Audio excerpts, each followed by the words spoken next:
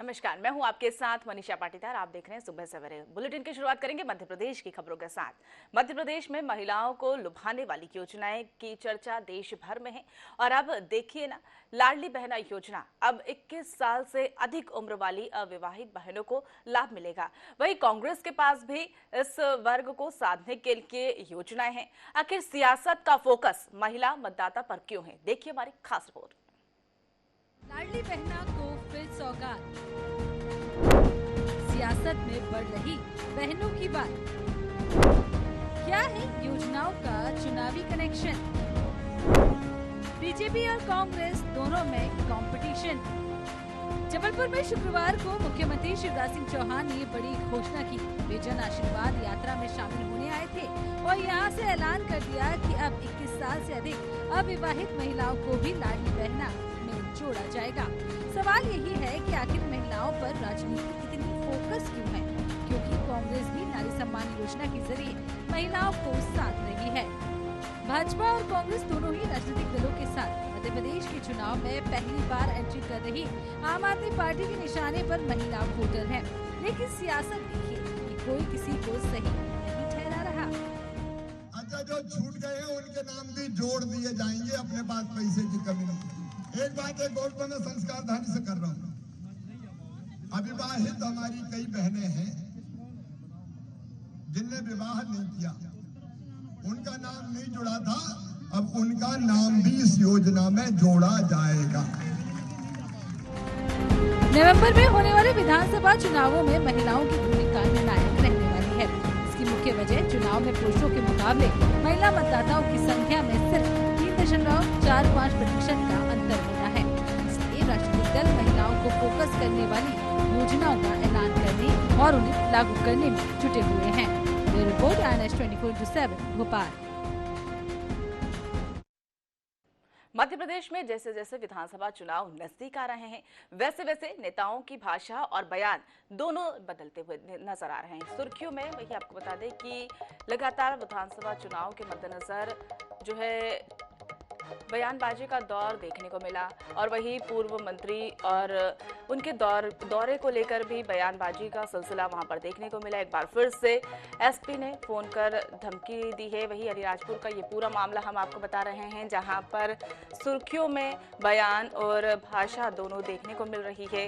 पूर्व मंत्री उमंग सिंह ने एक बार फिर से एसपी को फोन किया था और वहां पर हम आपको बता रहे हैं कि जैसे जैसे नेताओं की भाषा और बयान दोनों देखने को मिल रहे हैं, सुर्खियों में बने रहने के लिए नेता विवादित बयान देने से पीछे नहीं हट रहे हैं। ताजा ही मामला अलीराजपुर से सामने आया है, जहां कांग्रेस नेता और पूर्व मंत्री उमंग सिंघार ने विवादित बयान दिया है। जन आक्रोश यात्रा के दौरान उमंग सिंघार ने कहा कि एक बार फिर एसपी का फोन आया तो मुझे षड्यंत्र के केस में फंसाने की धमकी देने लगा। मैं भी कह दिया कि एसपी तेरे जैसे 50 घूमते हैं और मैं पक्का आदिवासी हूँ, लोड मत लेना नहीं तो निपटा दूंगा। ने एक बात कही कि एसपी कलेक्टर से सरकार चला रहे हैं। क्या भारतीय जनता पार्टी के पास कार्यकर्ता नहीं बचे? गायब हो गए। मुझे मालूम है जोबट चुनाव में किस प्रकार से कार्यकर्ताओं पर झूठे केस बनाए गए, चुनाव के पहले किस प्रकार से किए गए। मैं जानता हूं कि भाजपा का दलाल है जो धार के अंदर बैठा एसपी, मेरे को बोलता एक बार फोन लगाया। भोपाल में पूर्व सीएम उमा भारती ने बड़ा बयान दिया है। उमा ने पार्टी से मांग की है कि चुनाव में 50% महिलाओं को टिकट दिया जाए, साथ ही 25% ओबीसी और अन्य को 25% टिकट मिले। ऐसे करने से समाज में एकता आएगी। उमा भारती ने आगे कहा कि 60% आबादी के लिए मेरी लाडली जारी रहेगी। आबादी का प्रतिनिधित्व करती है और वो 60% आबादी को उनका स्थान दिलवा के रही और शुरुआत यहीं से हो रही है कि जो 33% आरक्षण पारित हुआ है हमें स्वीकार है, लेकिन ये लागू हम तभी होने देंगे जब इसमें ओबीसी का आरक्षण संशोधन लागू हो जाएगा। इसलिए संशोधन के साथ इसको हम लागू होने देंगे। देश में कहीं भी महिला सशक्तिकरण की बात की जाए तो मोदी सरकार का नाम लिया जाता है और वहीं उसके बाद मध्य प्रदेश की बीजेपी सरकार का नाम आता है। ये कहना सांसद राकेश सिंह का है। जबलपुर में सांसद राकेश सिंह ने मीडिया से रूबरू हुए। नारी बंधन बिल पर सांसद ने कहा कि 27 सालों से लटके इस अधिनियम में राज्यसभा में सर्वसम्मति से पास हुआ, जो ये दर्शाता है कि मोदी सरकार की नीतियां विपक्षी दलों को भी पसंद करती है। और इसी के अलावा उन्होंने बीजेपी की जन आक्रोश जन आशीर्वाद यात्रा का भी जिक्र करते हुए कहा कि प्रभु श्री राम के आशीर्वाद और जनता के साथ इस यात्रा को सफल और सार्थक बनाते हैं। 33% महिलाओं के प्रति होने वाले अपराधों को लेकर भी सरकार ने अनेकों महत्वपूर्ण और जन आशीर्वाद यात्राएं प्रारंभ की। यात्रा प्रारंभ हुई है, ये चित्रकूट से 3 सितंबर को हुई है। ये दोनों ही सरकारों का के लिए एक ऐतिहासिक फैसला अभी देश की संसद में हुआ है, कानून बना है। लोकसभा और विधानसभाओं में 33% आरक्षण ये भारतीय जनता पार्टी की सरकार ने माननीय मोदी जी के नेतृत्व में सुनिश्चित किया है। और इसके साथ साथ सेना से लेकर अलग अलग स्थानों पर भी हमारी बेटियों और मातृशक्ति के लिए स्थान सुनिश्चित हो, ये सरकार ने किया है। और इसीलिए हमें गर्व है कि मध्य प्रदेश में जनता का आशीर्वाद हमें मिल रहा है।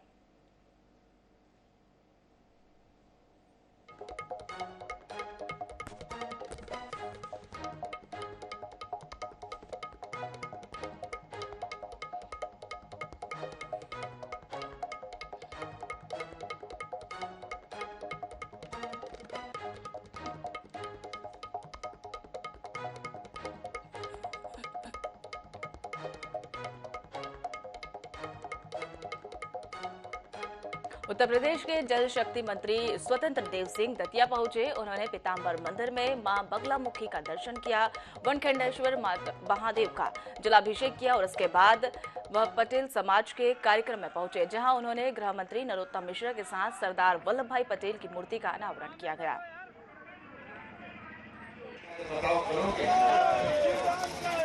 यदि देश के भागीदारी में अपना हिस्सा चाहते हो, 1947 में देश आजाद हुआ, 2047 दतिया दुनिया का नेतृत्व करने वाला यानी हिंदुस्तान नेतृत्व करने वाला है दुनिया का। उस योगदान, उस नेतृत्व में आपका योगदान होना चाहिए। इसलिए पहला व्रत लो कि अपना पेट काट के अपने नन्हे मुन्नों बच्चों से गुटखा नहीं मांगाऊंगा, पेट काट के अपने बच्चों को पढ़ाऊंगा। सच में आज ऐसे पुण्य के काम में वो आए हैं और ऐसे स्थान पे ये मूर्ति स्थापित हुई है कि चाहे बम्बई जाने वाला निकले इधर से, चाहे दिल्ली जाने वाला है निकले इधर से, एक ही मूर्ति है सरदार पटेल साहब की। और सबसे प्राइम लोकेशन पे है, सबसे प्राइम लोकेशन।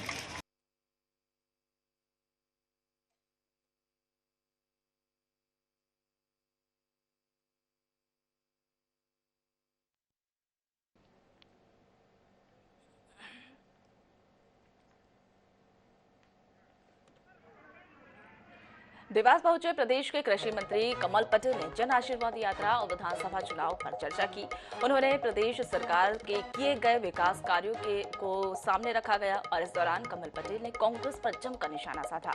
उन्होंने कहा कि विधानसभा चुनाव के बाद कांग्रेस नेता विहीन पार्टी हो जाएगी। मंत्री ने कहा कि बीजेपी ने महिलाओं को आगे बढ़ाने का काम किया और इसके लिए मैं पूरी तरह से संसद को बधाई देता हूं। और वहीं किसानों को मोदी जी ने साहूकारों की चुंगल से आजादी उनको द्वारा दिलाई गई, जबकि कांग्रेस ने उन्हें धोखा दिया। इसलिए जनता इस पर विश्वास नहीं कर रही है। क्या आपका कहना है? भारतीय जनता पार्टी केंद्र में प्रधानमंत्री नरेंद्र मोदी जी के नेतृत्व में महिला सशक्तिकरण के लिए ऐतिहासिक कदम उठाकर जो महिला बिल 27 साल से अटका हुआ था उसको एक झटके में पारित कराया और सर्वसम्मति से पारित कराया राज्यसभा। इससे यह साबित होता है कि विपक्ष भी भारतीय जनता पार्टी की नीतियों से खुश है और सहमत है। उसने सर्वसम्मति से पास हुआ। ये महिलाओं को आगे बढ़ाने में, महिलाएं भी देश के विकास में अपना योगदान देकर उनको सम्मान देने का काम किया। इसलिए मैं प्रधानमंत्री नरेंद्र मोदी जी और एनडीए की सरकार को और पूरी संसद को बधाई देता हूँ। सीधी के जोरहट में कांग्रेस नेता अजय सिंह राहुल के जन्मदिन के मौके पर गायिका नेहा सिंह राठौर ने संगीत में महफिल सजाई और वहीं नेहा ने अपने गानों से लोगों का भरपूर मनोरंजन किया। महिला आरक्षण को लेकर किए गए सवाल पर उन्होंने कहा कि मैं एक लोक गायिका हूं, प्रवक्ता नहीं। उन्होंने बिल के बारे में जानकारी नहीं देने का हवाला भी देकर टिप्पणी करने से इनकार कर दिया।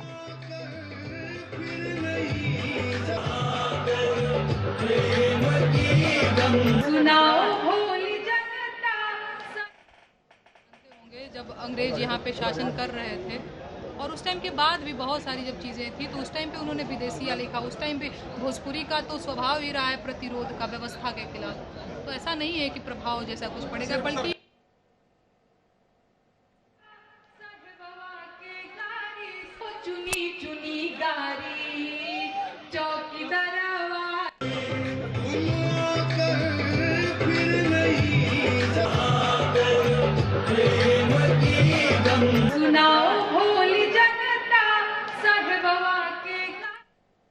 बीजेपी के राष्ट्रीय प्रवक्ता गौरव भाटिया शनिवार को उज्जैन पहुंचे, जहां उन्होंने प्रेस कॉन्फ्रेंस की और कहा कि मध्य प्रदेश में इस बार बीजेपी की सरकार बनेगी। वहीं उन्होंने आगे कहा कि 25 सितंबर को भोपाल में होने वाले कार्यकर्ता महाकुंभ में प्रधानमंत्री नरेंद्र मोदी लाखों कार्यकर्ताओं को जीत का मंत्र देंगे। आदरणीय प्रधानमंत्री श्री नरेंद्र मोदी जी से विजय का मूल मंत्र ग्रहण करेंगे और ये महाकुंभ जो है ये दर्शाता है किस तरह से भारतीय जनता पार्टी वो राजनीतिक दल है जो अपने कार्यकर्ताओं को प्रेरित करता है कि वो जनता के समक्ष जाके जनता की सेवा करे। और इस महाकुंभ में जो शंखनाद होगा ये विजय का होगा और मध्य प्रदेश में भारतीय जनता पार्टी का कमल खिलेगा और ऐतिहासिक जीत होगी।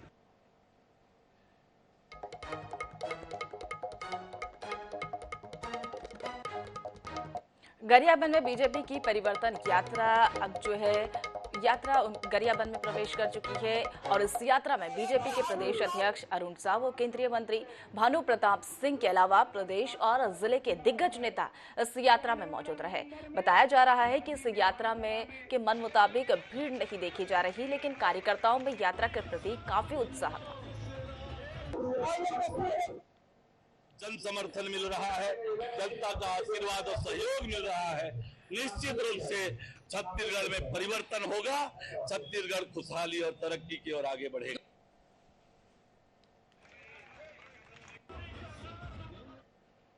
मध्य प्रदेश में महिला कांग्रेस की प्रदेश अध्यक्ष विभा शर्मा ने बीजेपी पर जमकर निशाना साधा और उन्होंने बढ़ती महंगाई के लिए केंद्र सरकार को जिम्मेदार ठहराया। विभा शर्मा ने कहा कि फल और सब्जियां समेत खाद्यान्न के दाम आसमान छू रहे हैं, जिसका खामियाजा आम जनता को भुगतना पड़ रहा है।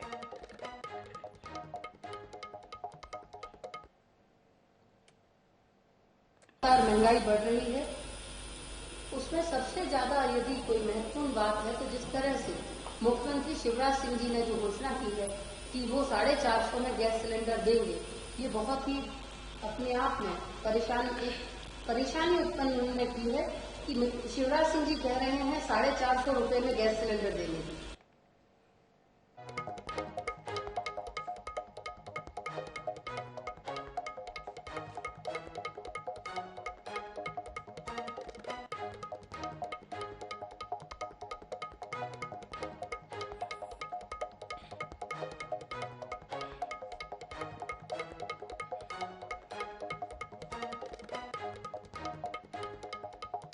मध्य प्रदेश में मंत्री गोपाल भार्गव अपने बयानों को लेकर सुर्खियों में है और वहीं सागर जिले के चौराई में उन्होंने कैथ नदी के पुल का भूमि पूजन किया और इस दौरान उन्होंने कहा कि आजकल नेता लालच का शिकार हो जाते हैं, लेकिन मैं बिकाऊ नहीं। भार्गव ने आगे कहा कि विपक्ष में रहने के दौरान कई लोगों के डोरे जो है वो डाले जा रहे हैं, लेकिन वो नाकाम रहे।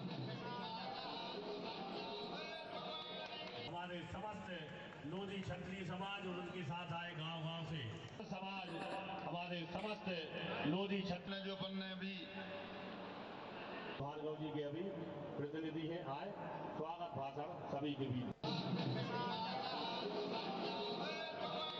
हमारे समस्त लोधी क्षत्रिय समाज और उनके साथ आए गांव-गांव से समाज, हमारे समस्त लोधी छत्रजोपन ने भी